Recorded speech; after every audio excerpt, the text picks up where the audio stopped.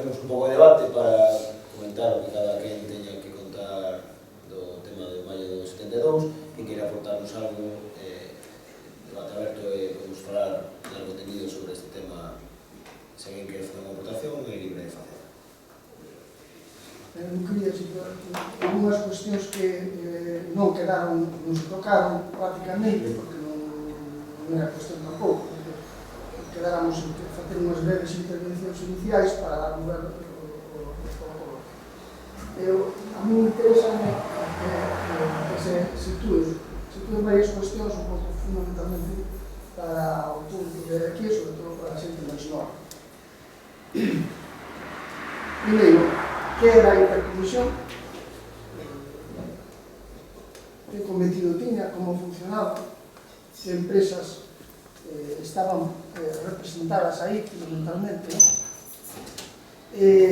Segundo, como naceu a organización obreira, e era un pouquinho máis eso, e como estaba organizada fundamentalmente a organización obreira, como estaba organizada, como funcionaba, e como se puxo frente determinados conflitos da xente da organización obreira, como foron capaces de activar esos conflitos e dar un carácter máis solidario, máis de clase, máis politizado, por así decirlo, non? E terceiro, que faledes un pouco máis do 72, de maio do 72. Aparte de que o conflito que mencionou antes aí Xesús Cover foi moi importante, non? Pero que faledes un pouco máis, porque deso se trataba, de maio do 72. De como xurdiu o conflito en maio do 72. Con barreras fundamentalmente, e como se xerou a solidariedade de todas as empresas, de todos os centros fabriles de Vigo, como se conseguiu esa unanimidade, esa unión solidaria tan importante da clase obreira e do povo vigués en xeral, non? Porque senón, vamos, polo que teño lido, maio do 72 foi un elemento fundamental nese ano, que xerou, como vos dixestes antes, un entusiasmo, é dicir, na clase obreira viguesa,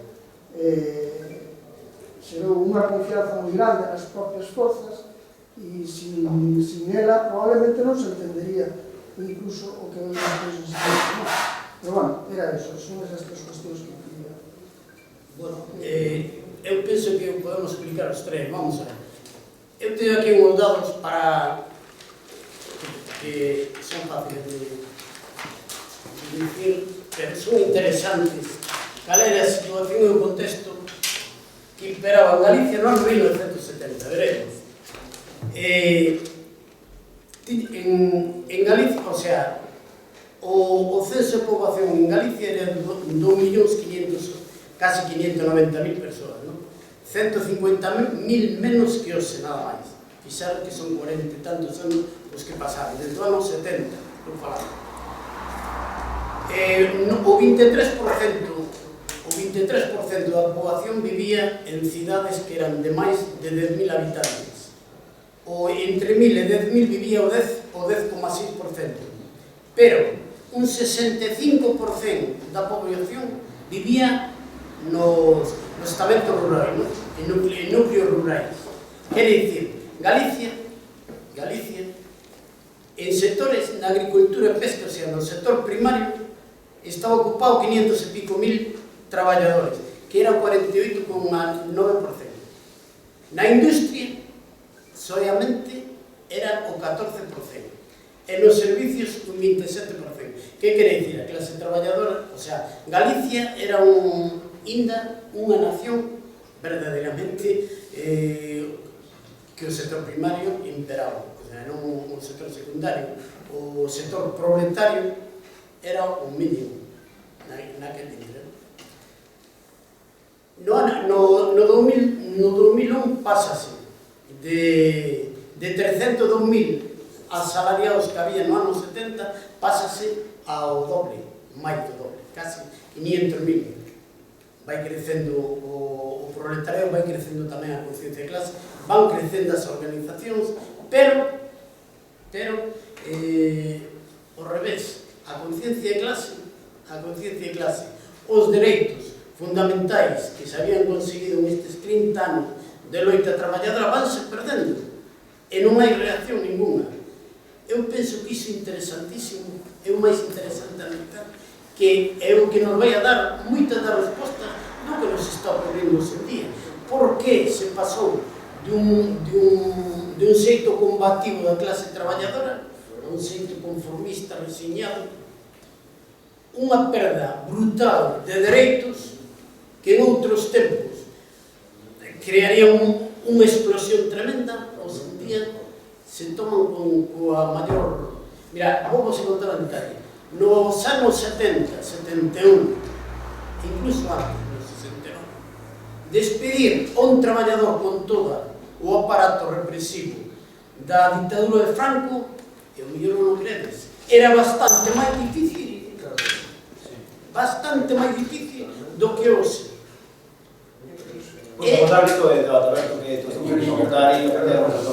Era un ruxe que había entre os traballadores, coño, que despiden, e automáticamente se xeraba un movimento de solidaridade que impedía e impediu, en moitos casos, que se consumase ese despido.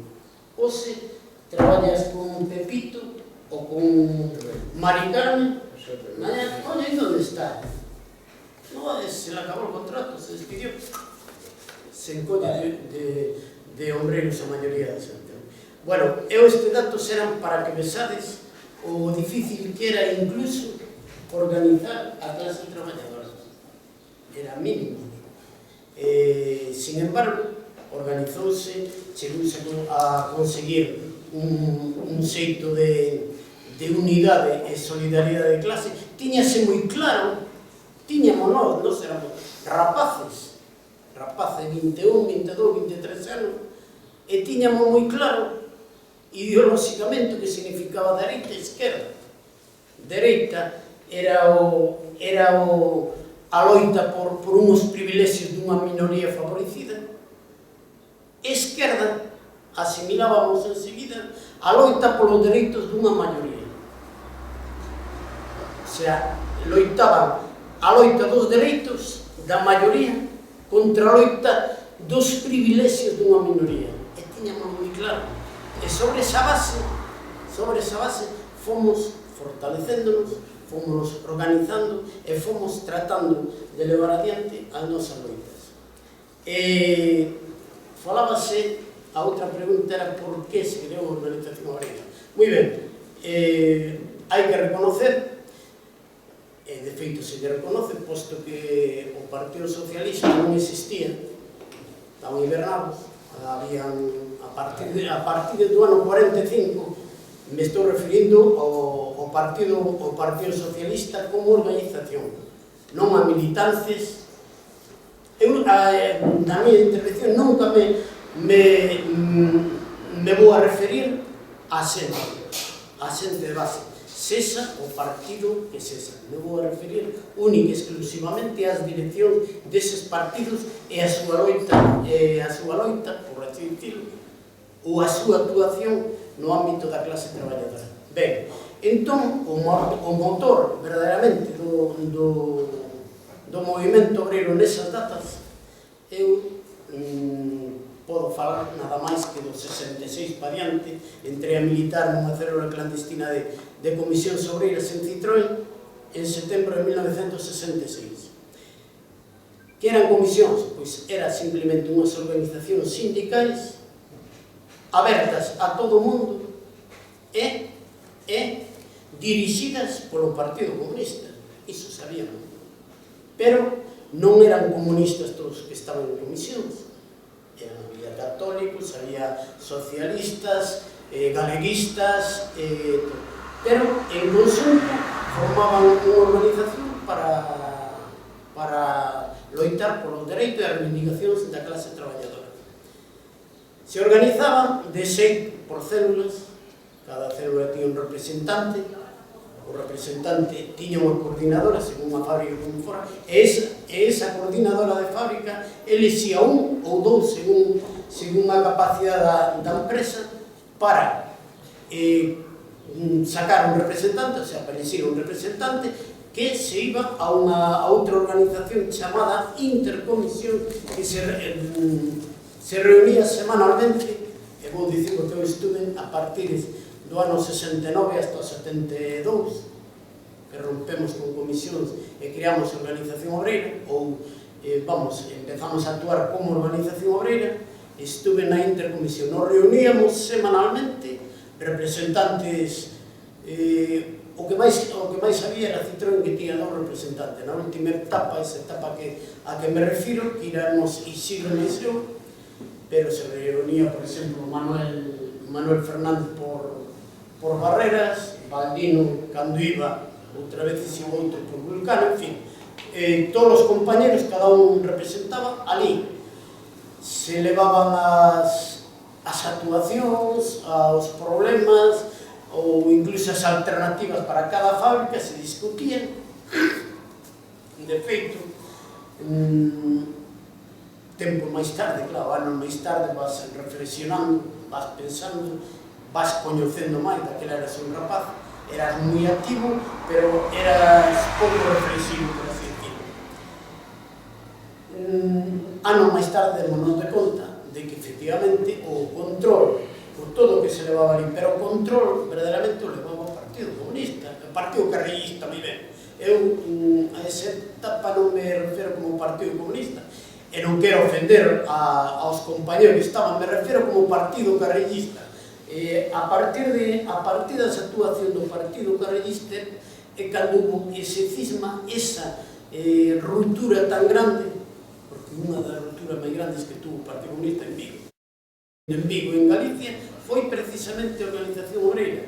Por qué? Porque, efectivamente, Comisións tiña unha organización moi forte, e sobre todo nas grandes empresas, pero que a Organización Obreira se creou a partir precisamente das grandes empresas, menos militantes, é certo, incluso aquí hai un estudio onde se pode falar casi de todos os militantes que éramos ao principio da decisión, pero fundamentalmente se rachou con o Partido Comunista, e se racharon as comisións, e sobre todo as xuventudes comunistas, se rachou por 2 feitos fundamentales que se discutiron nos seus comités centrales.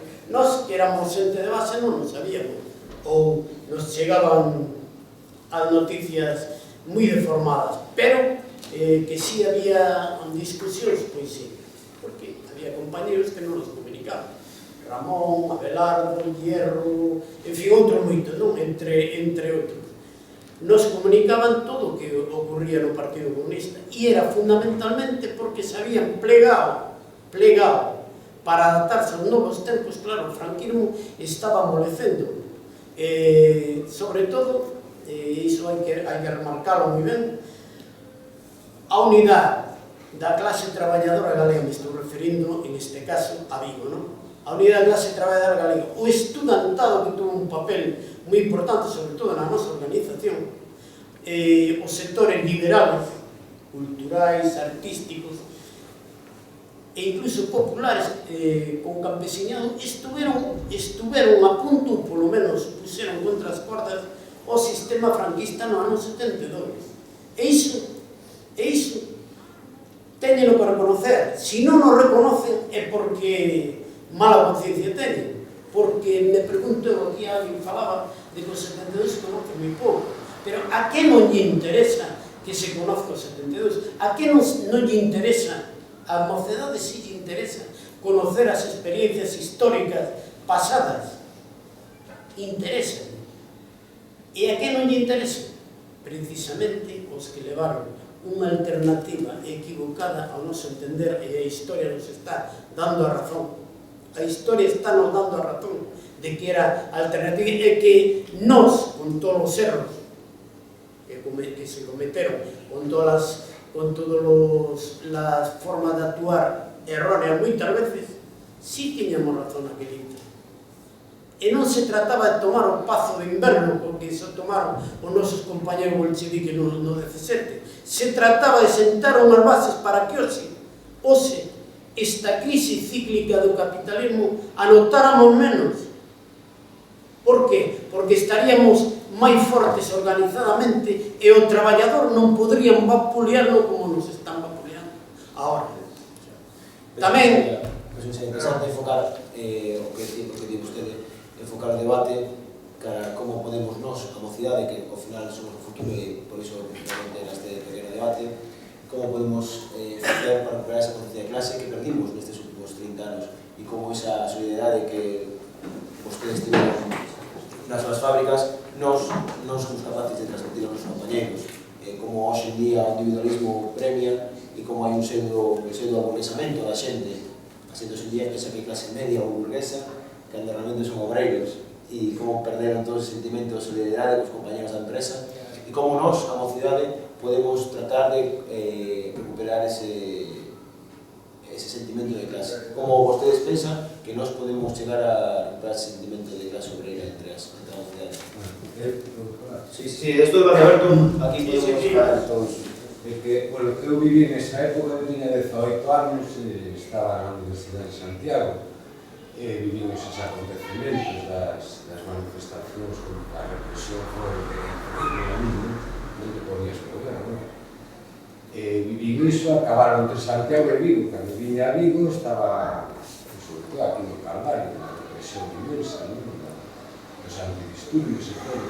Pero eu veña quero facer, ou por lo menos facer un intento de transposición da época, o que sucedía naquela época, que era o motor base, o que nos movía.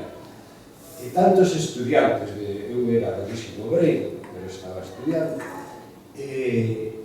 os estudiantes e os obreiros sí que tendían a xuntarse. Eu acudía a reunións, a peinador e tal, convidado por xente de comisións e xente, digamos, ainda non estaba artellado un aparato, un partido político contundente, ni muitísimo menos, pero si había unha cuestión, que era a transmisión, había unha ideoloxía predominante. E a ideoloxía, teño que hai que ser un pouco sinceros, a formación política da xente estaba baseada nos principios marxistas-leninistas, basicamente, porque, digamos, a cultura libertaria estaba así moi apartada do discurso naquela época. Naquela época o tema do anarquismo era un pouco tabú, non se conocía, por lo menos a xente de base non conocíamos. Tiñamos muitísima máis información sobre os partidos comunistas.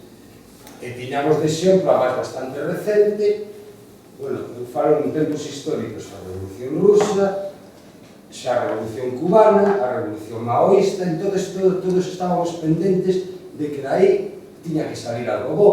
Pero claro, o marxismo, o leninismo propuña unha cuestión moi clara, que era contra a autoridade do Estado burgués. Era decir, había que derrocar a ese Estado porque tiñamos unha clase por enriba de nosa que nos estaba explotando e nós non queríamos unha autoridade por riba de nós e menos que nos explotara. Entón había moita conciencia política.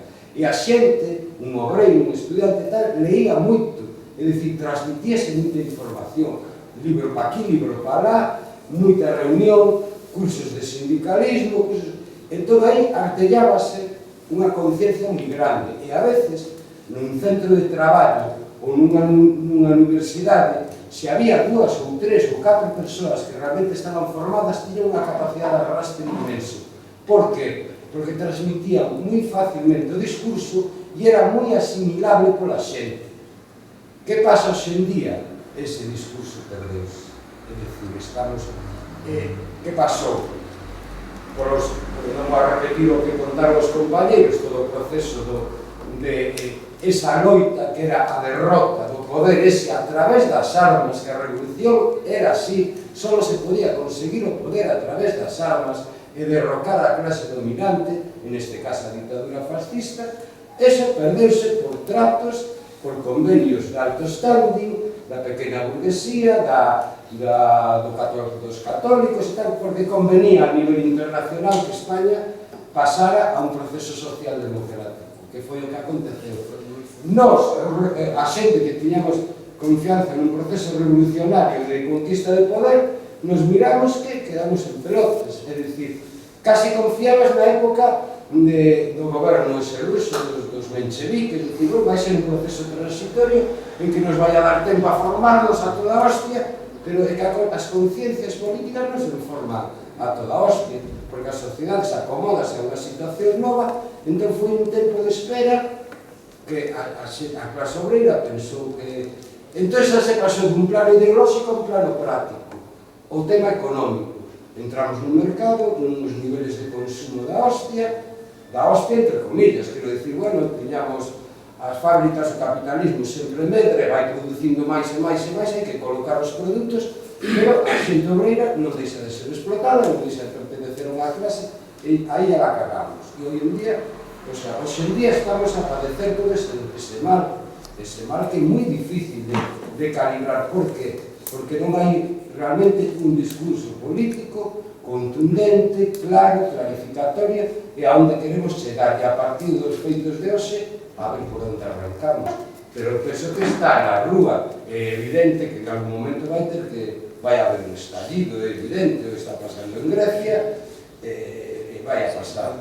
Entón penso que o discurso está aberto, e apoio totalmente o que decía o compañeiro do fondo, despois... de que é necesario, por suposto, se non é unha organización, sabes o partido, sabes o que sexa, se non estamos en contacto entre nós, é moi complicado botar abaixo isto. O fío desto, que levamos anos dicindo que a cosa vai reventar, que vai reventar por un lado, que levamos 4 anos de crise, que vai explotar por un lado, pero aquí non explota nada.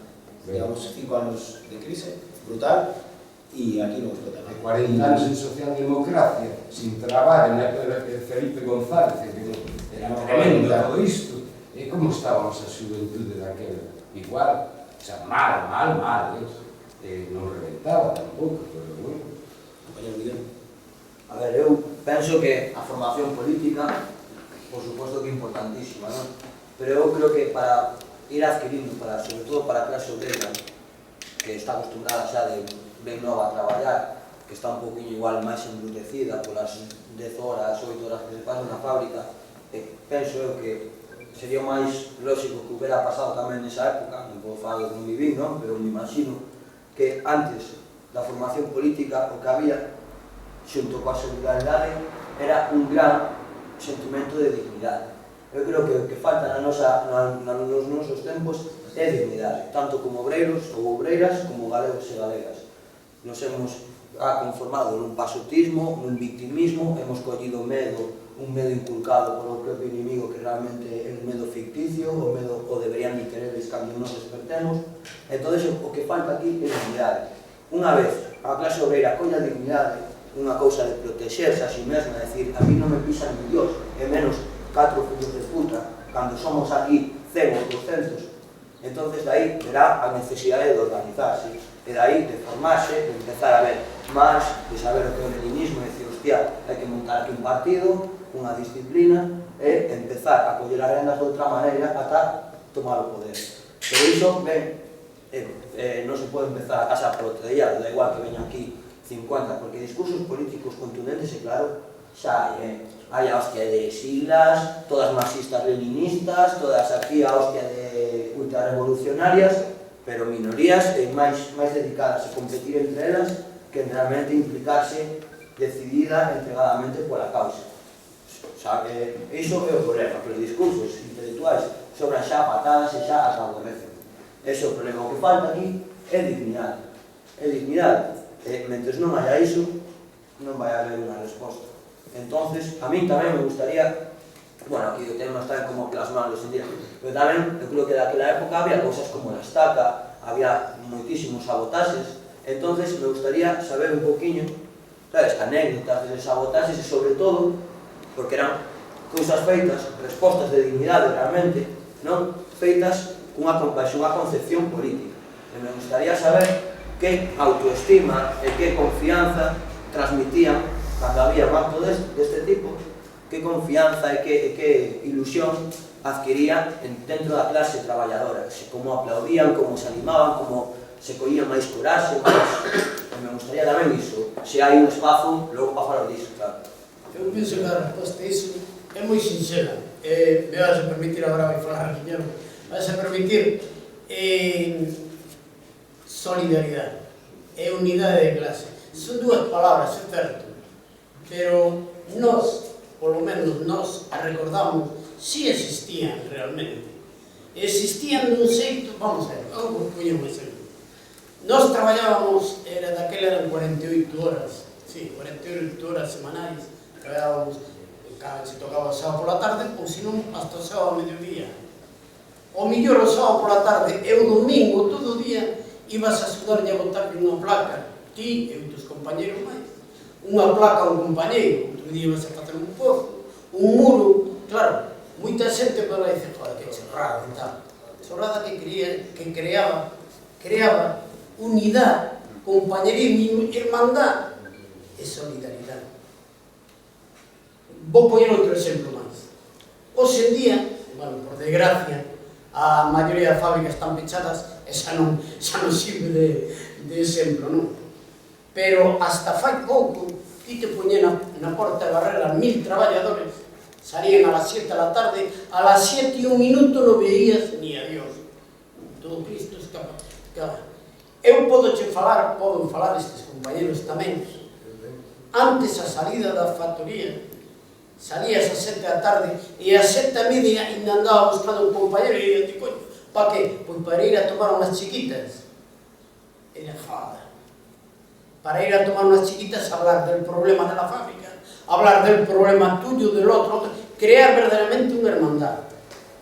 Iso, non sei se vos vai dando algo de resposta, como é a actuación. Quere dicir, hai que loitar contra o individualismo. O individualismo é o peor que podemos ter, sobre todo as clases populares. O individualismo é pernicioso.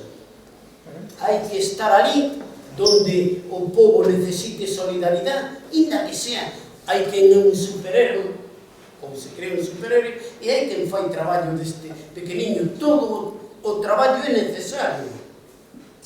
Eu podo dicir, hai xente que vale, eu non sou un orador, eu nunca fui un orador.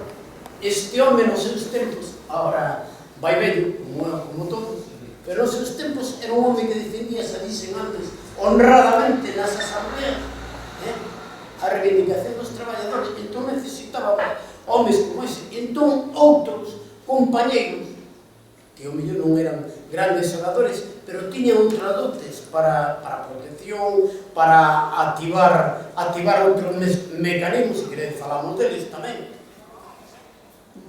Servían para iso. Todos eran necesarios, todos somos necesarios. Ninguén é imprescindible, pero sí todos somos necesarios. E a solidaridade hai que facela. Non é un maná que caia do ceo. Entón, iso é un principio. Perdeuse esa solidaridade. É certo que aquí hubo uns anos chamados de bonanza, que perdemos o norte todos.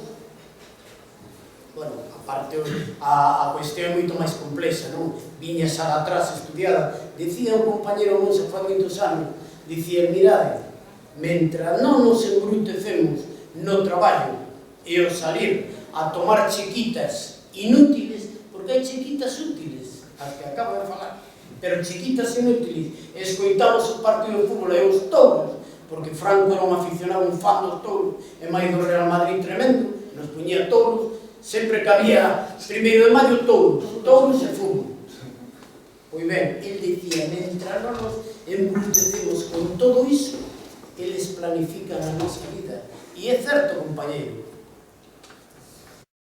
Están alerta sempre, porque o que dicía ao principio, están defendendo unhos privilexios de clase. Privilexios, non dereito. E o defenden con uñas e dentes. Nós temos que facer o mesmo. Temos que facer o mesmo. Compañero fondo, despois Guillermo, que para que chaval. Antes falabas do sector primario e do sector secundario, non? O sector secundario, digamos que a industria. A Galiza sempre foi e será un país, unha nación, digamos, de alguma maneira, que se pode valer boamente do sector primario. Por qué? Porque temos moita pesca, temos moita agricultura, temos moito que vender, temos moito que ofertar. Home, a industria é indudable que ten que fai falla, non? Para crear emprego e tal. Pero claro, por que o sector primario tamén fallou de tal maneira que non damos remontado, non, o sea, a ver, co tema da leite, que nos tiraron a leite, co tema de tal, botanos todo para atrás. Que nunca, xa, O debate se pode explayar. Hai que lotar por algo. Non sei, que eu penso que o sector primario en Galiza é moi importante, máis do que se pensa, máis do que se pensa. Penso eu, é a miña opinión. Un pequeno inciso antes de ceder para Guillermo. É incrível que agora, con isto da crise, agora voltamos a ver a xente que monta o campo, ao rural, e cada vez hai máis, a xente se está abandonando, agora volve a xente ao rural. Eu non descarto que nos próximos anos voltemos a ver anos depois, por aquí, polo Calvario, indo a labrar as fincas, o tema eu non descarto nada. Para non seguir o debate, a palabra a Guillermo, pido conclusión un pouco na extensión das aportacións, porque todos queremos aportar e... Ben, sacouse, comentou Ramón ao principio, a cuestión esperábamos tomando o poder os traballadores tal. Eu, á luz da historia, non de outra cousa, reflexionando sobre os acontecementos históricos e a situación de hoxe, atrevo-me a dicir, e non considerando unha verdade absoluta, ni moito menos, pero atrevo-me a dicir que as estruturas de poder sempre foderon os traballadores. Punto. E se non repasamos a historia, desde a esquerda, da dereita, por suposto, e da esquerda de unha e de outra. Cuidado con as estruturas de poder, a ver como se configuran. Porque as estruturas de poder que se caracterizan solo por un Estado maior arriba, donde os demais son, por decirlo así ao bruto, e vais a perdonar, ovellas ben mandadas, iso non cambia nada. Iso non cambia nada. Por lo menos hasta ahora está demostrado na historia que non pasou. Aquí encontramos unha cousa que a mí me parece necesario volver un pouco sobre ela. Resulta que se movilizaron miles de traballadores arriesgando o posto de traballo, ser torturados, por suposto, incluso en algunos casos mal vistos, pero bueno, por unha minoría en todo caso, non? Se fixo toda esa movilización de solidaridade, e eu vou recurrir a un exemplo, entre outros que se montaron. Como era a manifestación de solidaridade?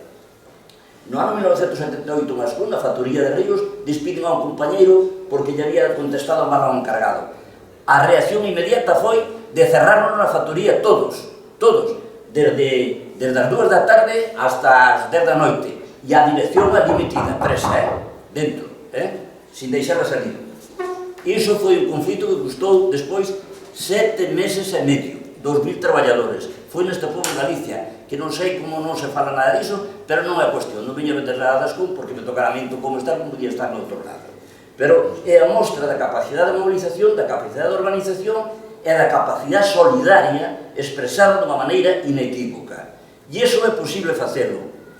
E iso é posible, pero requiere un traballo a longo plazo, un traballo metódico e un traballo de formiga. As pequenas cousas de cada día terminan configurando unha gran cousa, porque isto do 72 é un resultado de anos de traballo de outros, de xente que pasou pola cadea, de xente que fixo moitos esforzos. Quero dicir, miles de traballadores se mobilizan con este sentido de solidaridade e o fan sin locales, non dispuñan de locales, non dispuñan de liberados, e dentro dun estado de ditadura que te levaban a cárcel e ben levado a estado, daban hostias por arriba e por baixo e ben dadas estadas e non tiñan nada que facer.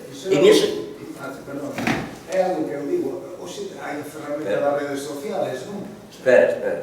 Por iso que... Se me permites, por non cortar un pouco, quero dicir, sin liberados, sin locales, sin estados maiores, porque había un estado maior que se falaba aquí do partido, naturalmente que era, e outras organizacións que aqueles daban a consigna ao interesaba mobilizar, pero que levaban o peso da movilización eran os traballadores da base, organizados en comisión de fábrica de taller e coordinándose no monte nunha chamada como era?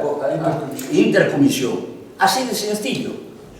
pero había debate, como se dice, pero había formación, que hoxe non se ve por ningún lado. Nos sindicatos oficiales suprimiuse a formación. E podo dicir que estuve nun sindicato de clase sempre, e hasta o último día que me jubilei, que estaba na CIGA, é dicir, donde se suprimiu por completo a formación sindical, a formación política, a formación social. E os dirigentes sindicales hoxe oficiales son unha pandilla de analfabetos desde o punto de vista de clase, desde o punto de vista ideolóxico e estratégico. Esta é a triste e jodida realidade. E dixéronos unha cousa aos traballadores. Toda esta batalla que se traía durante a ditadura, contra a ditadura, dixeron, no, isto cato a democracia, como se dixo antes, se os arreglan todos os problemas. Un carallo, a vista está. É dicir, se lle fixo confiar á xente, se nos fixo confiar, eu fui un deles, como tantos miles, de que efectivamente na democracia íbanse a poder tratar os problemas dos traballadores, se podían defender con máis eficacia. Gran mentira. E eles sabían, os que dixeron isto sabían perfectamente. Porque o traballador só se defende con solidaridade, con organización e con capacidade de movilización. Non hai outra. E ningún Estado Maior non vai a salvar de nada. O Estado Maior que cumpla, en todo caso, un traballo de coordinación e de información. Vale, e acabouse. Porque, ao final, se os traballadores nas bases non responden, non hai nada que facer, por moito que lle toque a corneta, sea donde sea. Entón, hai que desmitificar cuestións. E a estas alturas da historia, hai que encararse con isto e por que nos trae esta situación, todo isto. Hai que formación ideolóxica, estratégica, organizativa, e que non nos manden de arriba, que non nos manden de arriba, que nos levan jodido moito a clase traballadora. Eu digo a estas alturas da miña vida que nada me xojo, porque teño un plato de comida todos os días, nunha cama decente onde dormir, e me hecho que non me calla, perdón, non quería perder o fío, vou rematarnos. Pero, claro que é un problema de dignidade, claro, pero a dignidade tamén hai que crearlle conciencia ou facilitarlle conciencia crítica ao individuo para que para a importancia que ten a dignidade como elemento de vida. E se isto non se fai, pois a xente vai por aí e conformase con ter que comer algo todos os días. Que isto foi o que nos viñeron dando. Entonces, a clase traballadora puxo esperanza, efectivamente, nos partidos, que unha vez estuveran no planteamento se iban a arreglar os problemas. Esa é unha gran mentira, como está demostrado, e non só en España, en todos os lados. Entonces, por outro lado, chegamos a esta situación. Vou dar un par de datos.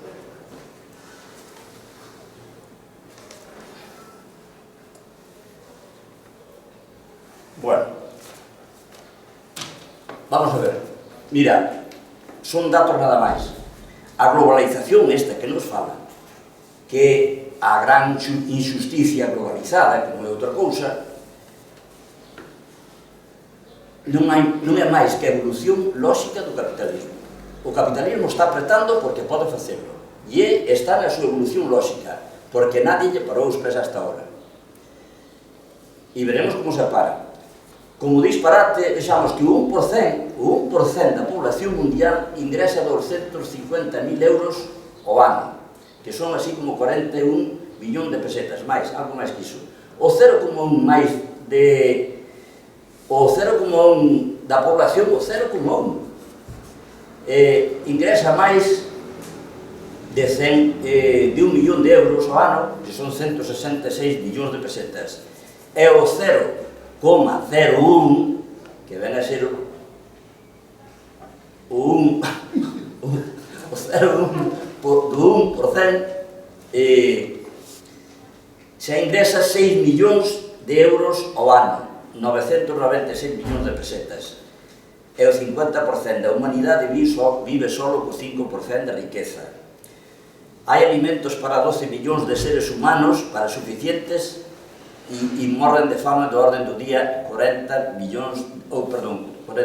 personas, entre 30 e 40.000 personas, como igualmente morren 200.000 nenos cada semana por enfermedades evitables como o sarampelo, a tosferina, etc. Todo eso se resolve con 40.000 millóns de dólares. Con 40.000 de dólares ao ano, nunha proxección de 10 anos, pero sabemos canto se gasta en armamento? 1 billón de dólares. Canto se gasta en publicidade? Outro billón de dólares. E sabemos canto se gasta en bebidas alcohólicas? 165.000 millóns de dólares. E con 40.000 arreglábanse todos os programas de vivienda, de sanidade, de alimentación e educación. Todo básico. Isto é unha mostra palpable da tipo de sociedade e injusticia que vivimos. Que partido nos falan destas cousas?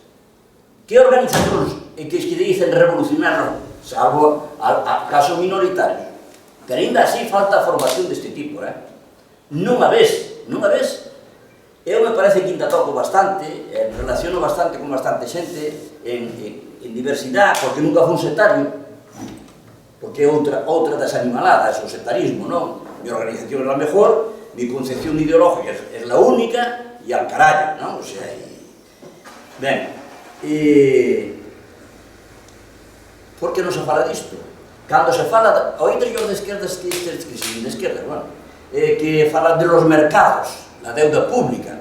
A pública que nos afoga a todos, que non é unha broma, O deuda pública e a prima de riesgo. Dicen os mercados, pero quen son os mercados? Que falan da Mancio Ortega, da súa muller, que é a muller máis rica do mundo, como vedes hoxe na prensa, e de Bill Gates, e Dios bendito todos estos. Non lle poñen nombres, nin siquiera os bancos. Entonces, que baixouse o discurso ideolóxico, non hai formación, non se impulsa, e o traballo que vos queda que facer a xuventude de cara ao futuro é inxente neste terreno. E non valen as malas leches, que hai que tela, pero hai que administrala. Hai que administrala porque aí nos derrotan facilmente. A capacidade de resposta que ten o poder en forma de todo tipo, de todo o aparato represivo, policía, militares, ideolóxicamente, medios informativos, é brutal. O traballo que hai que facer no medio da sociedade.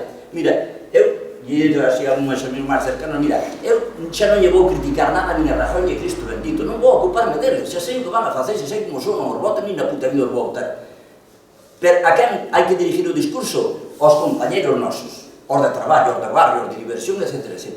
E o que se comentaba antes aquí, é dicir, efectivamente, eses comentarios de tomar o vaso, hai que levar o debate político aos amigos, á diversión, ao barrio, á escuela, ao traballo, onde sea posible.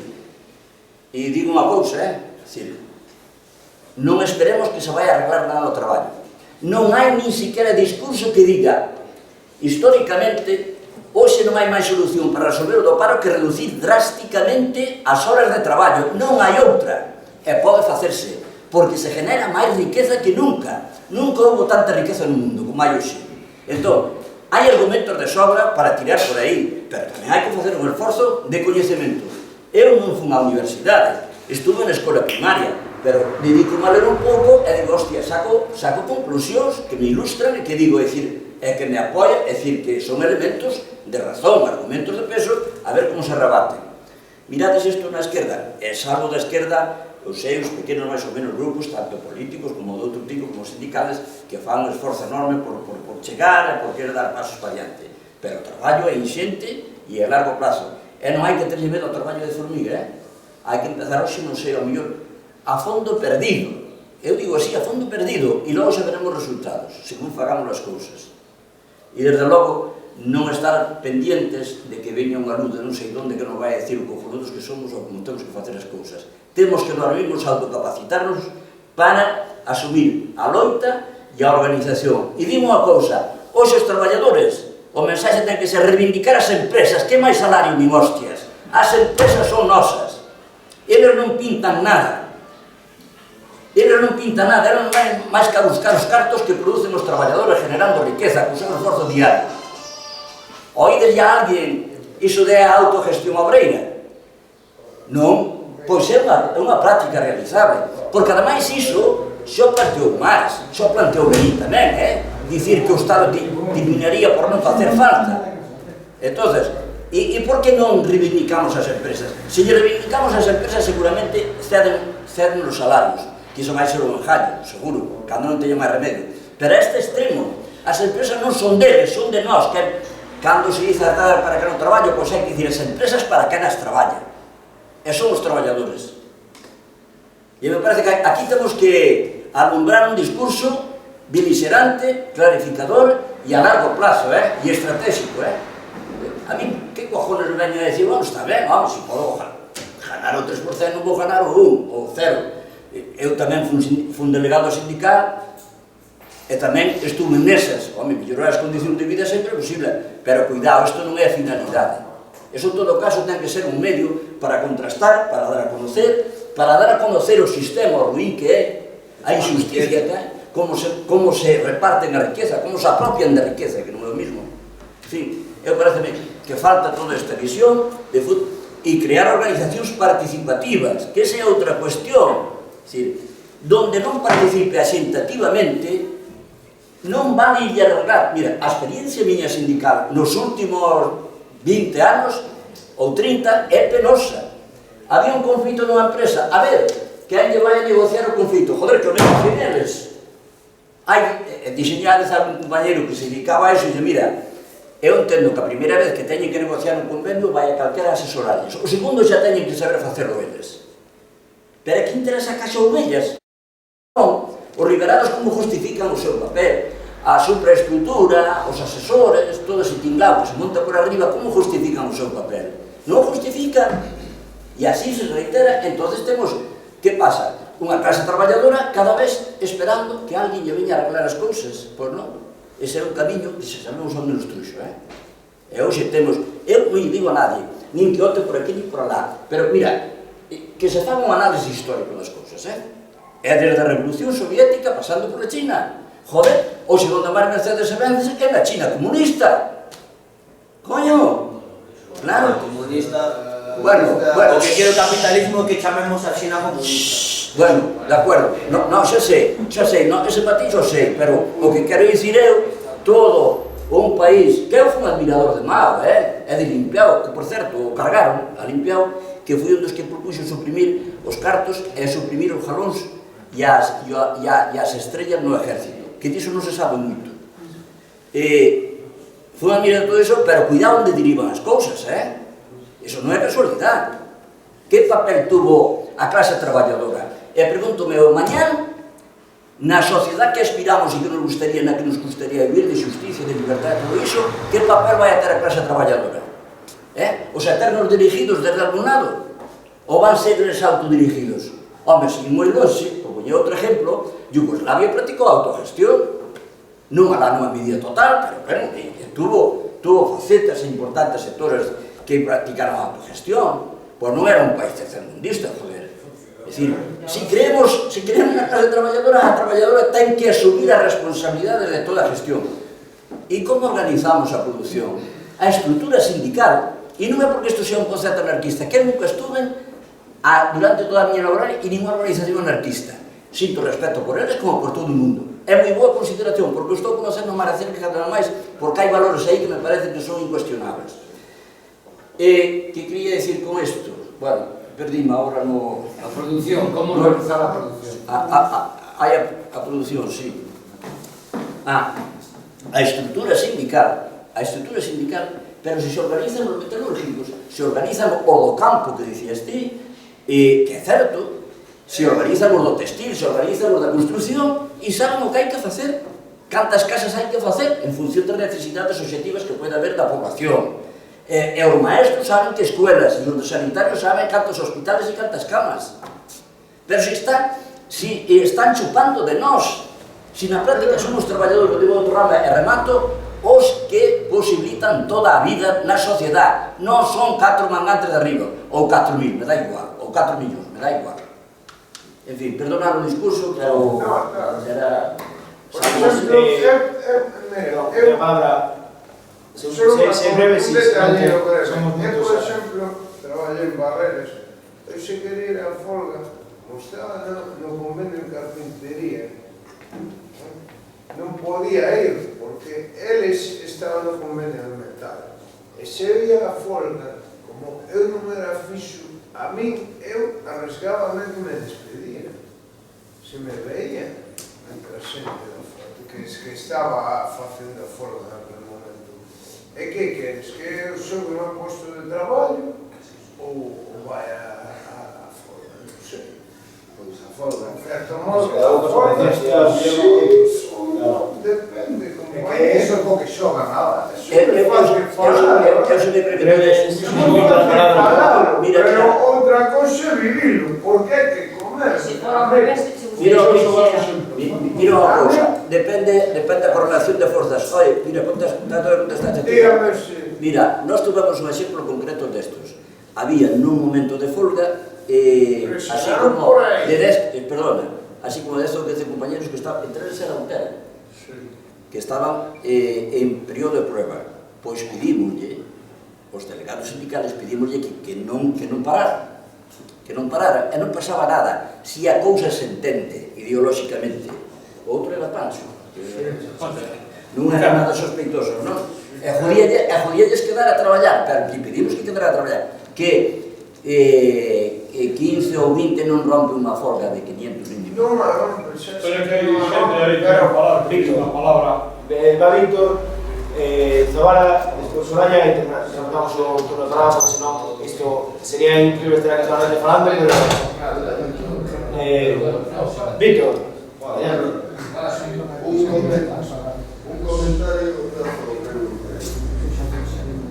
porque, bueno, estamos a cerrar los 72. fala un pouco forte aquí, non chega a tus palabras, ponte de pé ou Estamos a chega. cerrar los 72, temas muy interesantes, un gran ejemplo ahí de movilización y de ocio.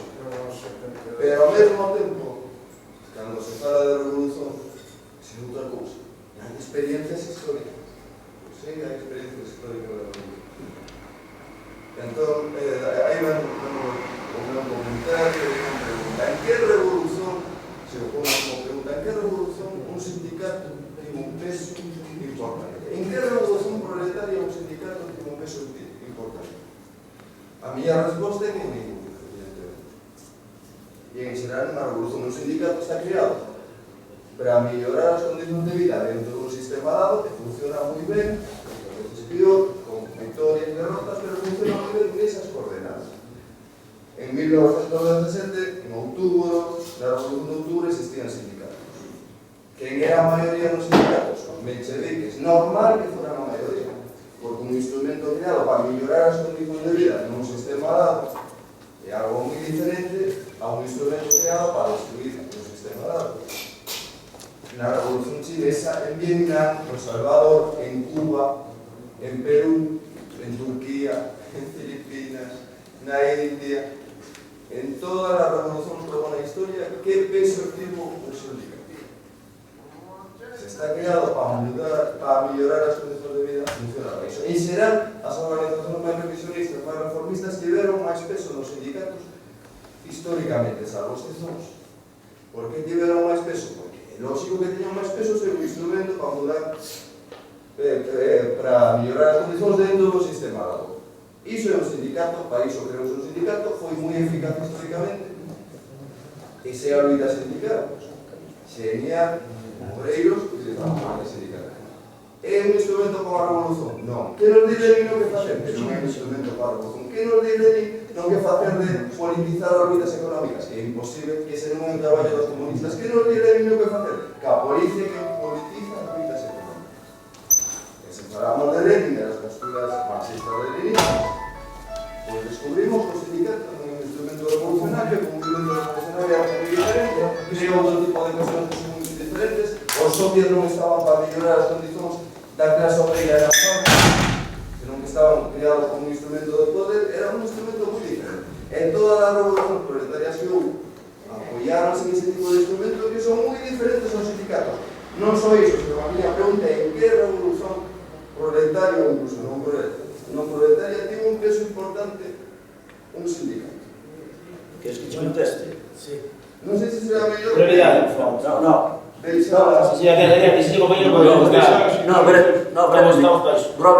Brevemente. Non hai tantas, hai algunhas un tanto singulares do meu punto de vista, pero efectivamente son contadas. Pero das outras, con todo o respeto ao que falas ti, onde está esa revolución? En que quedou? Agora atrevo a dicir unha cousa. É que non quero contrapoñer o sindicato e partido, non teño nada contra os partidos, eu militei en partidos hasta fai moi pouco, hasta que cheguei á conclusión, bueno, isto para que carallo vale, pois bueno, para iso, sí, non, pero non son antipartido, pero que quede claro, dicirme que a reivindicación veu dada por un partido que favorecer aos traballadores e facilmente vai dicir todas, ojo, as reivindicacións que conseguiron os traballadores, as 8 horas, a seguridade social, que é un invento dos traballadores e que se apropiou o Estado deles, para empezar. Podemos falar diso, que non é o mellor momento, pero había que preguntarlle a Bismarck. Segundo, todas as reivindicacións conseguidas polos traballadores foron previas á movilización dos traballadores. Iso é unha constante histórica, pero non só os traballadores. Para que as mulleres teñan dereito ao aborto, foi loita das femininas fundamentalmente. Para que os gays se puderan casar 3/4 do mismo. O que fixeron os partidos das institucións foi firmar unha lei legalizar o que a presión da sociedade civil de un e outro ámbito empuxaba e empuña. Iso é historia que non invento nada, non hai máis que pasar. Eu non veña a dicir agora aquí que a revolución terá que facer o sindicato, sabe Dios que la ten que facer, ou como terá que ser, pero que non veña con clichés fijos, pero de todas maneiras, se fala de referencias históricas, algo se pode dicir, porque en Cataluña, durante o ano 1936, durante a guerra, os traballadores organizaronse en régimen de autogestión, fundamentalmente levado polos sindicatos, fundamentalmente, que matizo, e conseguiron nunha situación de guerra doblar a produción industrial, nunha situación de guerra, doblar a produción industrial, e demostraron que que funcionaban os servicios, que funcionaban as escuelas, que funcionaba a sanidade e que funcionaba a industria. Eu entendo que este discurso parece ser que encaixa mal, e por dicir isto me parece que ao mellor casi menos o paradón, pero o digo así, e eu non digo que non fajades caso a mí, a nadie, nin puto caso, pero fijarse na historia, estou inventando algo. Despois podemos dicir, desde a Comuna de París, por exemplo, de 1871. Que sindicato existía na Comuna de París? Non é sindicato, pero precisamente para... Non é sindicato, pero... Mira, perdona, non é precisamente porque non é cuestión do sindicato. Mira, precisamente porque non quero centrar a cuestión na importancia estratégica única do sindicato, é que ten que ser a sociedade. E na Comuna de París foi a sociedade autoorganizada. E non estou dicindo xa que fora do sindicato. E non quero dicir que o sindicato fixera a revolución, pero desde logo, se me metes en ese terreno, teño que dicir, e que partidos fixeron a revolución e onde acabaron? Ou onde están? Claro, porque isto non hai que verlo. E iso tamén ten unhas causas. Non é pola militancia dos partidos. Que a militancia merece levantarle o sombreiro, porque se sacrificaron, porque arriesgaron, porque pasaron torturas e todo iso. Pero unha concepción de Estado maior sobre o resto, eso me parece que está resultando nefasto, históricamente, para calquer revolución. Ahora, cada un que se quede con o que parece. Eu penso que iso das licuadoras e todo eso son micro-revolucións, eso vai facendo revolución. Este debate podemos continuar despois, a Zabara vai facer outro aporte para o debate, depois un minuto de análise, e vamos continuar charlando na barra do local, tomando unha chiquita como decía o compañero. Zabara. Eu solamente quería, perdona, Miguel Francisco moi ben a cuestión de dignidade. Eu que teño medo precisamente a nosa Galicia é que con todo o produto que a pesca nos están controlando e roubando, a agricultura que está totalmente parada porque baixaron as portas a Comunidade Económica Europea de todo, o leite, de todo, non estamos exportando casi nada, a terra está parada. Hoxe xa non temos nin a pesca que tiñamos antes, porque non temos os barcos de pesca que antes tiñamos. O Porto de Vigo xa non é o segundo do mundo, o sabemos. E teñen as nosas terras cheas de eucaliptos. De verdade que os galegos nos teñen de rodillas.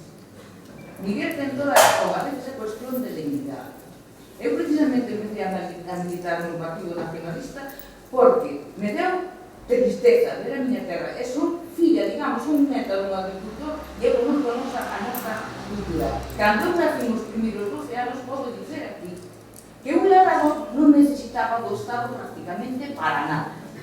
Tiñamos o mínimo coberto, non éramos ricos, sí. Solamente mercaban en medida azúcar, pasta e as medicinas, e pouco máis. Todo o resto o cosechábamos nós, o facíamos nós, hasta o sabor.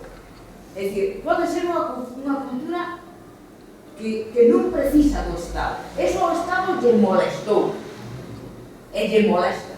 O individuo, efectivamente, se libre das garras do Estado. E hoxe en día tenemos derrodidos. E ainda parado un pouco máis, porque seguro que aquí sabedes, porque sabedes máis que mí, onde que están minas para explotar. Minas de ouro, minas a leche. Pero van a ser unha minoría. Nos van a roubar hasta iso, a nosa propia terra. Nos están roubando as aldeas que hai do Camiño do Sil. Nos están roubando todo. É como, eu me sinto así como, se gano 1000 euros, e ven todos os meses alguén a roubar 800 e me deixan 200. E me digan, é que Mariña, é que ti eres pobre, coño, que non gañas, non tes os 200 porque non tes 200. E que xa non será nin tempo a pensar nos outros 200 onde foron a pagar. É así, é dicir, a Galiza é rica. E nos chaman pobres en Extremadura, nos chaman pobres en Madrid. Eu cando estudei, efectivamente, un pouco de historia, e vi o primeiro banco en Barcelona, co esforzo dos obreiros industriais cataláns. O segundo banco en Bilbao, co esforzo das futbolísticas cataláns. E o terceiro banco, rídemos, porque foi Madrid o esforzo de toda a periferia, roubádonos. Non foi ni coa industria, ni co campo de Madrid. Pois, os impostos de toda a periferia.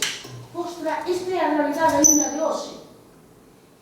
Debe libre Madrid os impostos de toda a periferia. E en Madrid o madrileño organiza todo o plan. Non, eu prefiro alguén que conecta eso, que conecta como funciona un país, unha nación, e que me dice un pouco de claridad. Necesito un pouco de dirección. Un pouco de dirección si necesito, por suposto que sí. E a persona que teña uns estudos sobre minas, sobre ingeniería, sobre todo eso, por suposto que necesito. Porque se non vou votar. Pero os obreiros son os que... É que realmente un arquitecto tamén se debería considerar un obreiro. Fai casas, joder. Todos os marcos, ata máis pequeno. Pero eu precisamente, o que me doi é como non sei salir, como me poño ante eses grandes valores, grandísimos valores, que me están roubando día a día o que é a Galiza. Organizándose e inventando a base. Zabala, a última intervención. Sí, tendría que ser breve, pero bueno. Intentémoslo, de acordo? Son neto dun asesinado, 36, roso, evidentemente, fillo do represariado, traballador do naval, do naval, e eu sou traballador, e bueno, dirigente sindical da recollida do lixo. Quero decir, antes se falaba, por exemplo, do tema do 72, a sexualidade e todo o demais, pero claro, chamándole, eu non lle chamo nunca franquismo, lle chamo fascismo. Por qué? Por unha cuestión. Porque o franquismo é unha palabra inventada polo propio franquismo para decir que non era fascismo e que era unha cousa máis suave que o fascismo de Hitler, por exemplo. Hitler era moi malo, pero Franco era menos malo que Hitler. Entón se inventou a palabra fascismo. Chámole, durante esses 40 anos oscuros do fascismo, da ditadura fascista, evidentemente nos espectadores se dan circunstancias sociais que se dan hoxe en día, pero con outras características diferentes. E me vou a explicar. Eu vivi niso tamén, ainda que non son tan maior de edade como vos, pero vivi niso. Antes os barrios funcionaban de diferente forma. A sociedade era moi diferente. Os veciños se coñecían e se axudaban. E máis, a miseria que se vive hoxe se vivía naquele tempo. Eu me acordo, non son tan vello. No meu barrio había trampa da Penosa por todas as casas para non pagar a electricidade, cousa que non existe ahora porque era inventado o contador digital e tal. E máis, eu cando era pequeno, eu e meu irmán, cando viñamos de xogar non podíamos abrir o grifo de auga porque nos metió un calambrazo que te caes, porque a trampa era levar o cable a masa. Eso tiña todo o barrio, esa miseria. E había unha señora que avisaba e daba agua, que decía, en pleno agosto, vai chover cando viño o inspector Valdonoso. Agora pasa exactamente o mesmo. Hai xente que lle cortan a auga, hai xente que se queda sin vivenda, ou se están atracando. Pero é unha cuestión, unha época que pasou o 72, unha loita, para mí, excepcional. Unha loita obreira, unha loita contra unha ditadura fascista. Pero que pasou no 75? Porque iso tamén hai que decir. A mal chamada transición e a ben chamada transición. Entón, que fixo o Estado? O mesmo que 40 anos antes. Aduciu a sociedade. Non hai todo.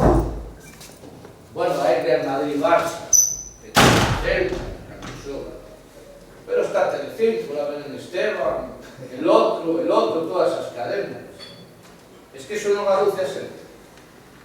E aduce moito máis que antes, porque antes non había fontes de información, salvo aquelas células que se montaban polos partidos políticos, daquela, bueno, partido político, vou a falarle, e outras organizacións que naceron, como SOC, o PEGA, e outras, pero era o Partido Comunista.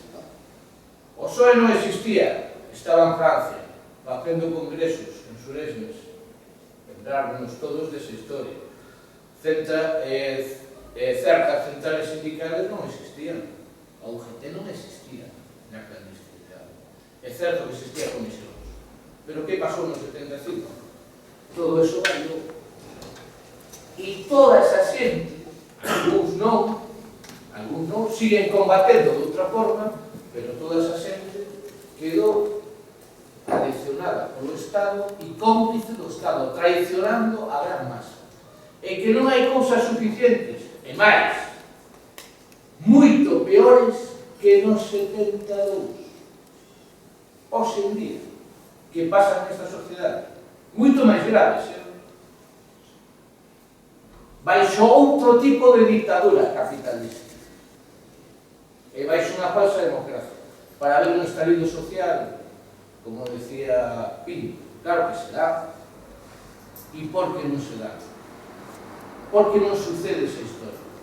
Estaba dicindo. Están aducidos polo propio sistema. Levamos 30 anos con un sistema socialdemócrata, como que ia de chamar, dunha falsa democracia e dunha dictadura capitalista. E por iso está xente como está. Ora, pode ser o caso que se dea que se planta unha cerilla en Colla e que arda todo vivo. É certo, se pode dar un caso, como pasou en París, pero vendrá un tipo, negociará e dirá, bueno, que queredes? Pois que nos poñan unha ponte. Non, que nos den traballo. Que te ponan un banco como fai Caballero. Hai un bache. Non, non hai un bache, te ponen un banco. Pois é o mismo. A esperanza sí que hai. A revolución se pode dar, sí, é certo que se pode dar, pero eu, dende logo, non a vou a mirar. Vaya a vir un virus un momento. A revolución non se fan sola, compañero.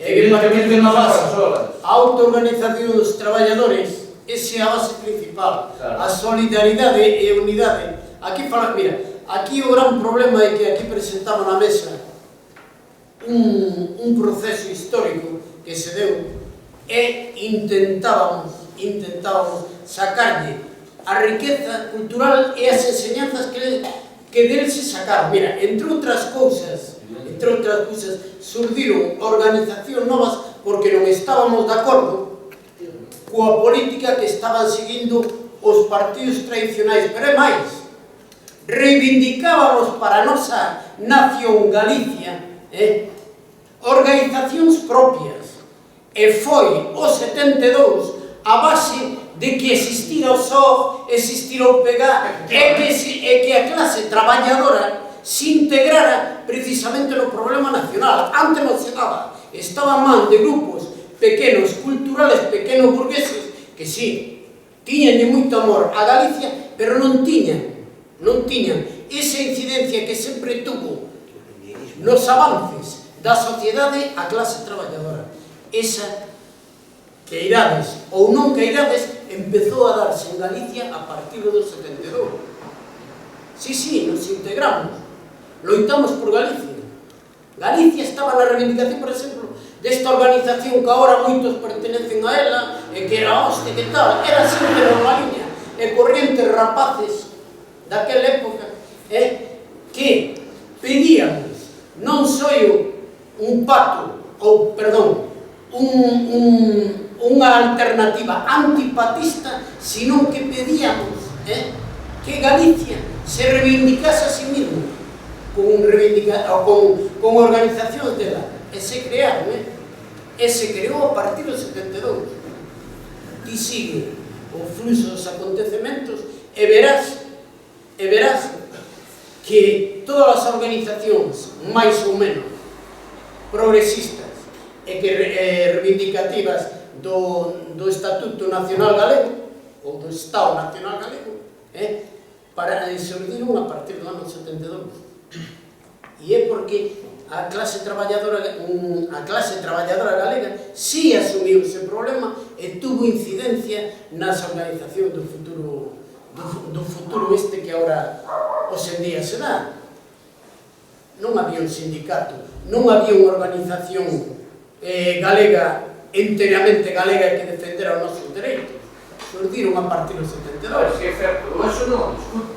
Eu valoro, ao 72 pudo ser de moitas cousas. No, perdón, non se trata de mitificar, de verdad. Si queríamos que aquí se discutira, era precisamente para desmitificar o 72 e sacarlle a riqueza que se poida aprender. Que Pinto fixo unha pregunta bastante tal, non? Cara a mocidade de hoxe, cara ao futuro de Galiza hoxe. Cal é o futuro que se pode facer?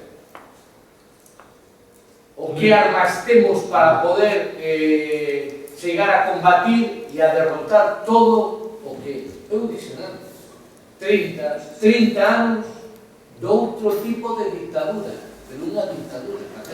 En relación, aquí hai moitas máis, como falar así, en relación que decía o compañero Zabala antes, sí que se fai a trampa fenosa agora, sí que se fai. Agora mesmo empeza o movimento Ocupa a liberar casas, xente que largan das súas casas desafianzadas por mor dunha hipoteca injusta e ilegal e con xuros altísimos, empezan a hacer en Vigo o xérmolo da ocupación, de liberación de espazos que antes pertencían á banca, e nós compramos todo iso. Nós, o povo galego e o Estado español, mercou todos eses bancos, gastou 100.000 millóns de euros ata agora en recomprar esas casas. Eso é o que temos que facer, empezar a abrir esas casas e a xente que se queda na rúa porque o capital o larga da casa, abrir esas casas, facerlle a trampa fenosa, facerlle a trampa da auga e liberar esas casas para a xente que se queda na rúa. Hoxe en día están facendo en Vigo, como decía, movimentos de ocupación, e temos o exemplo na Praza de América, unha casa enorme que pertence a Bankia e que hoxe en día está recollendo xente, familias enteiras, con nenos incluso, que largan das súas casas e teñen un sitio un día agora. E iso é cada onde temos que ir e empezar a mover o rollo. Iso non é nada inédito, parece que temos moi pouca memoria histórica. E vou a falar de varios homes aquí, por desgracia, algún morreron. Óscar Duarte, que foi o precursor. Aquí en Vigo hai moitas familias que hoxe están en casas ocupadas por nós naquela época. Eu non tuve que ocupar unha casa, eu vivía con meus pais. Pero Óscar e todo o seu grupo, e os grupos que estábamos apoiando, ocuparon todas as casas vacías que eran de protección oficial. Moita xente leva hoxe 20 anos ou casi 30 anos vivindo nelas.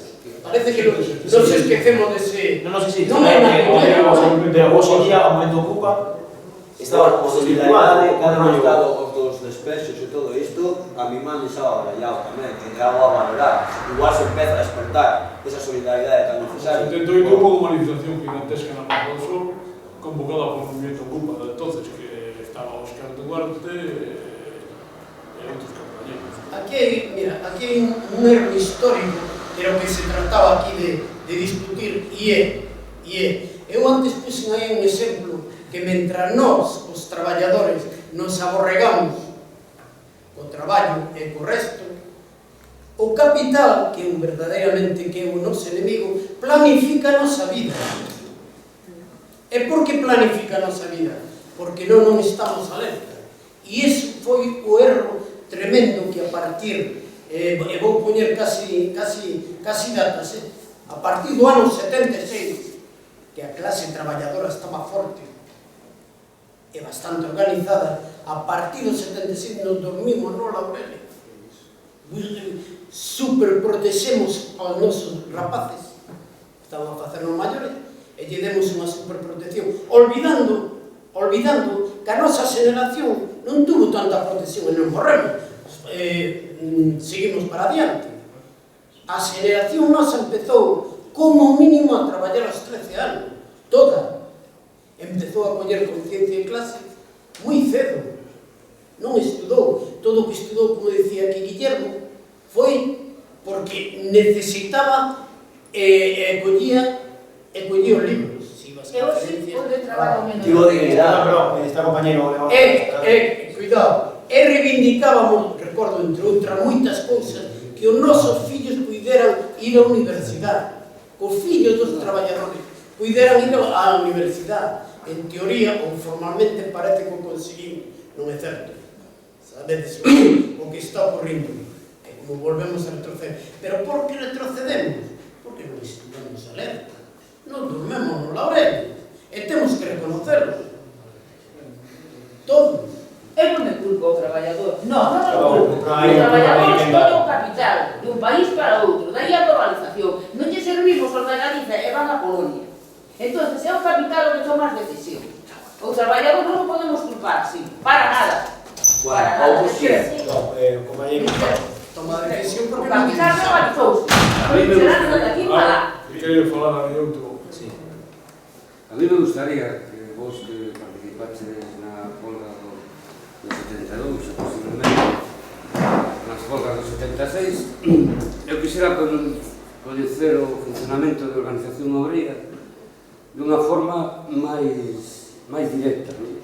Porque hasta ahora estades mezclando un pouco aí comisións obreiras, bueno, como se traballaba nunha comisión obreira, non? Como discutíades nas asambleas, o sea, como tiñades organizado o tema.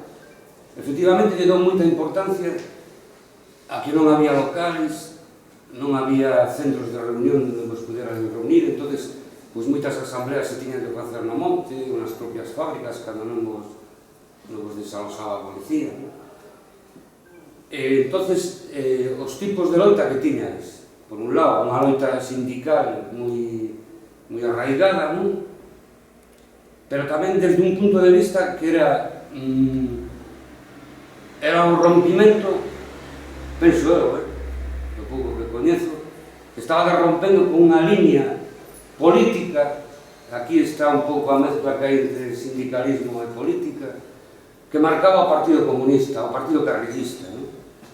Que lle estaba desquitando, digamos, a supremacía que tiña, entre comillas, ¿no?, entre a clase obreira.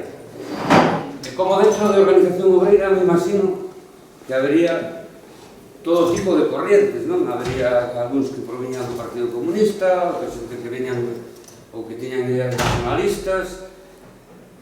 Como coordinabades todo iso? E despois, os métodos de loita, digamos, pois a famosa Comisión da Estaca, como se conseguía doblegar ao capital, non? Aos empresarios, porque sabemos dos empresarios de Vigo, joder, eu cheguei a saber que o José Luis Barreras o Tornillo, unha vez ante unha folga, porque meus pais todos eu traballei en Barreras, dixo que a ilusión del sería que Tomás Alonso que tiña que estar as cabezas dos obreros ali en vez de estar los adoquinar, ¿no? O sea, que eran uns empresarios pois, bueno, di que os de ahora mellor son peores, veñen máis demócratas e tal, pero son peores, ¿no? Por un lado iso. E depois por outra, penso que debemos aclarar ben. Depois do 72, vivo o 75, vivo o 76, vivo o referéndum da reforma política, esa, do Suárez, aí xa se virou claramente que Carrillo e compañía o que estaban a facer, non? como a clase obreira non se opuso, en gran maioría, penso eu, a esa reforma política, pouca xente foi a votar ao referéndum, e depois, posteriormente, cando se votou a Constitución Española, aí se delimitaba claramente, non, que tipo de goberno queríamos, non? A organización obreira, ou as organizacións obreiras en aquel momento, que chamaron ao boicot a Constitución Española, porque era monarquía parlamentaria, que queremos? É así de claro, monarquía parlamentaria ou república, ou a ver que é o que queremos, non? Aí se decidía todo. A Constitución tamén foi votada, non vou a decir minoritariamente, pero por pouca xente. Aos rapaces de hoxendía, esa Constitución lle ven dada, esa Constitución está caduca, esa Constitución adulterada, que hoxendía non significa nada, porque todos os artigos que hai na Constitución só pasan por os forros dos coñóns, non? Entonces, para hoxendía, que tipo de organización debemos de ter os obreiros, os traballadores, que ahora non somos iguales que os dos 72, eso está clarísimo.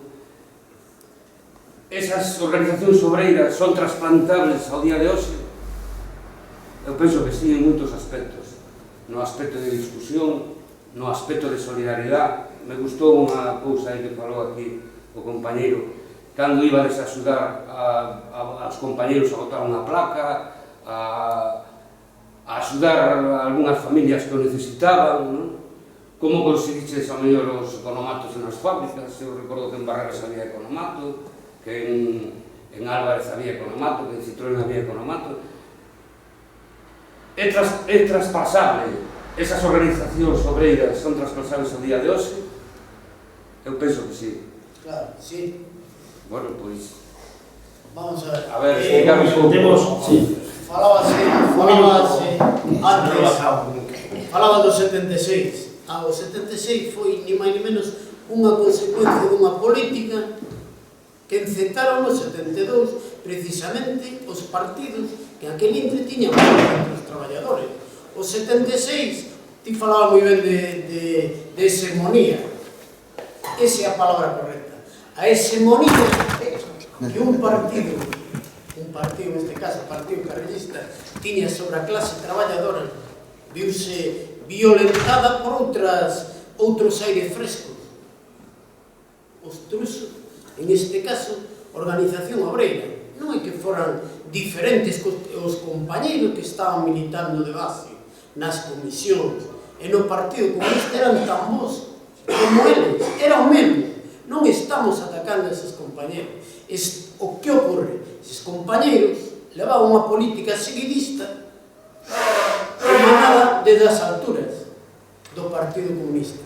Con iso rachamos coa política patista, rachamos porque Galicia non tiña de seu organizacións que a defenderan a súa problemática específica e nacional. Iso foi outra das alternativas que se deu en esta organización. Logo, que tengo que destacar? A generosidade, a amplia generosidade da militancia e organización obreira. Sí, teño que dicirlo así claro. Unha generosidade amplia, un espírito de sacrificio e de solidaridade tremendo. Foi o que nos permitiu pasar de catro que éramos, porque todo está escrito tamén, de catro que éramos, en realidad, tiñamos algúns representantes nas grandes factorías, pasar en menos de 3 meses a triplicar a militancia e a organización. Porque o de maio, que foi precisamente na túa empresa, en Barreras, a solidaridade con Barreras xenerou unha solidaridade en general en Vigo, en toda Galicia, algo indescriptible.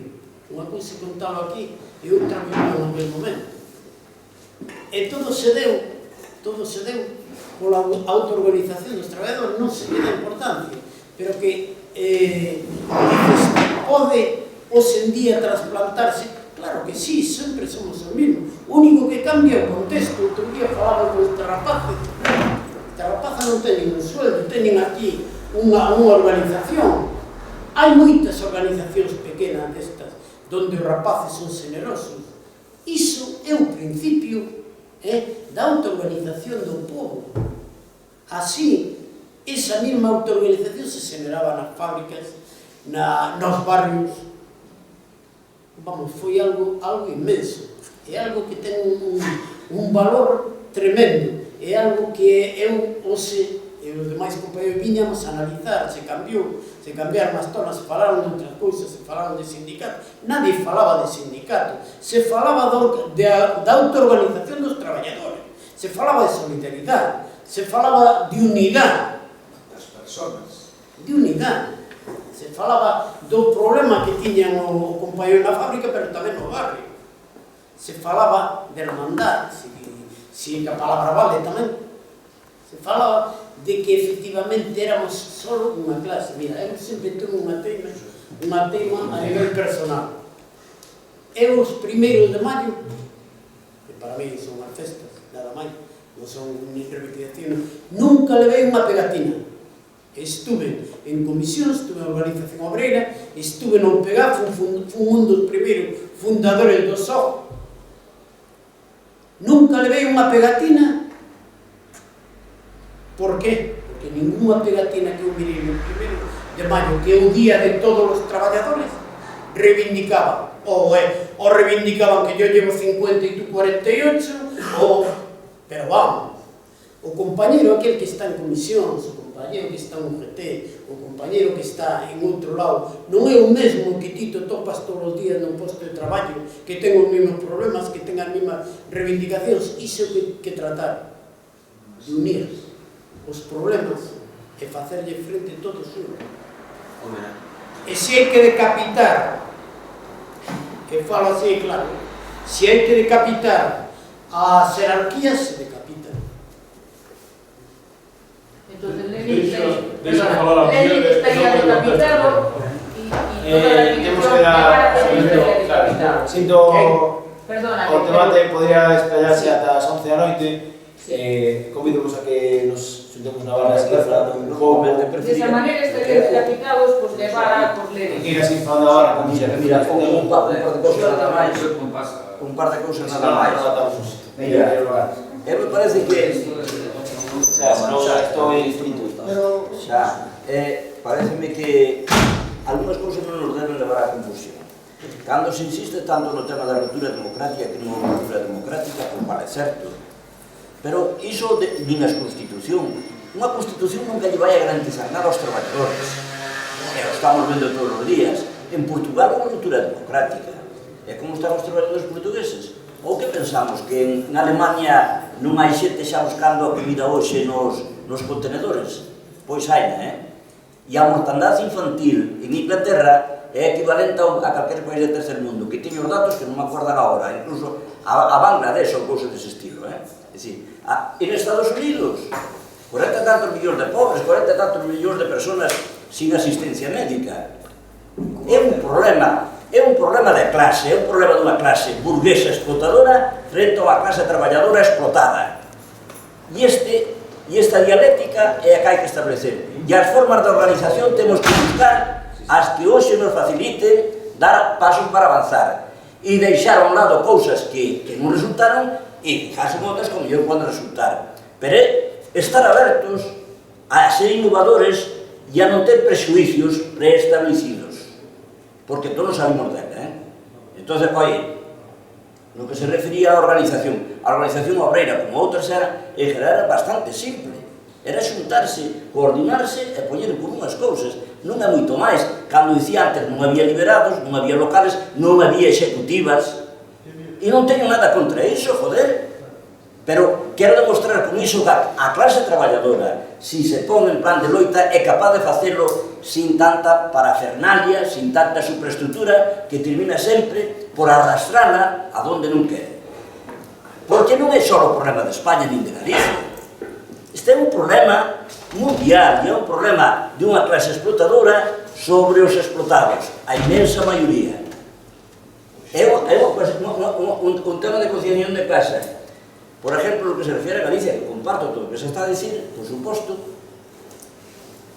donde vedes os intelectuales galegos hoxe que andan por aí, que teñen unha actitud de pronunciamento realmente resolutiva? A ver canto se declaran en folga de fame de que fora 24 horas, joder. Ou que sanan a concentrarse diante non sei onde. Hai un montón deles que lle queren a Galicia, que falan de Galicia, la de Dios, esto de Rosalía, de Curros e tal, pero todo se queda eso na literatura. Dar o paso concreto de compromiso e de enfrentamento que o fagan outros. Perdón, e remato.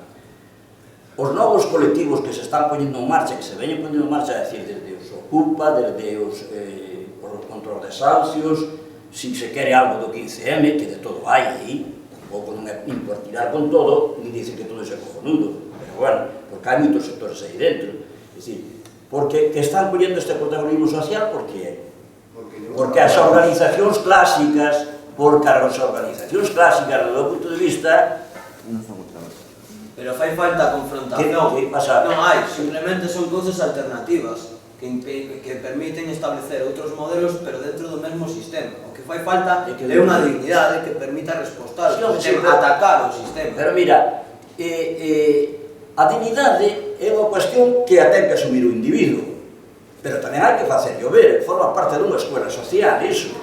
É dicir, hai que poner os pasos primeiros para que iso arranque no día de mañá. Non tanto a República, formaban a xente. Por exemplo, E a xente, pois, aprendía os valores. Por exemplo, os famosos ateneos obreiros durante a República e antes, despois xa non, claro. É dicir, eran verdadeiros centros de formación, de debate, onde se facían periódicos, follas, a de Dios, non? E se maquinaba tamén como organizar, así como a mellor cargarse algún máis de un elemento, non? Claro, pero eso requiere conciencia crítica. E hoxe en día hai unha cousa, hai estruturas que están condenadas ao fracaso, aparecen a mí por qué, e ojalá non os ten, pero a sociedade hoxe en día o que menos acepta é que nadie lle diga o que ten que facer. É dicir, se non o asume por unha conciencia intelectual, por unha visión intelectual, o problema hoxe está aquí máis que en ningún lado. Donde se nos está ganando o sistema capitalista é aquí, nas conciencias e na alienación do individuo intelectualmente, que non é capaz de pensar por sí mismo, que lle cuesta pensar, que lle cuesta facer incluso o esfuerzo de pensar e un montón de cousas máis.